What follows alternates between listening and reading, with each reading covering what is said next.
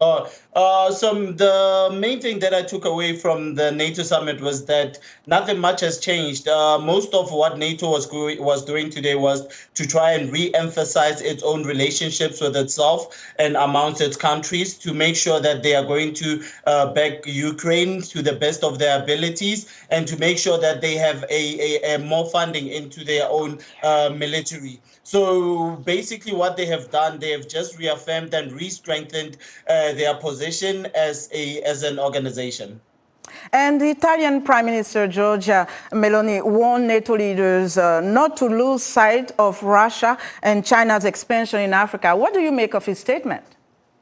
Thank you very much for that. I think that is a very important statement because it speaks to the mindset of what NATO is right now. NATO has clearly identified the countries that it sees as enemies, and it is willing to use Africa as the battlefield. And that in its own is very problematic, and it is very stressful for other African countries and Africa in general, because it means that Africa will be used as a proxy so that these powerhouses, these powerful countries can fight their battles. So that in its own is quite stressful and problematic for what we stand for as a continent and where we are trying to go, and the relationships and rapports that we are attempting to build.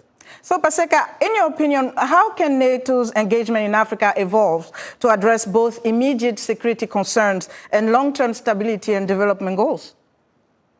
There's a lot that needs to happen. Right now, a lot of countries in Africa have started to reevaluate their relationships with the rest of the West, specifically with France. If you look at the situation that is currently happening in the Sahel, with that situation on its own, you can see that African countries, specifically those who have had close ties until recently with NATO countries, have decided to remove themselves from there and start to build other rapports with different countries like Russia, and which is why NATO is making the statement that Russia is pushing public propaganda in the continent, but without having the context and understanding that a lot of these countries, specifically those in the Sahel, have found themselves destabilized for so long that they do not see the purpose of any Western countries in their country, because they do not stand to benefit anything, but they stand to lose a lot. So with that, if you are able to understand and comprehend that reality,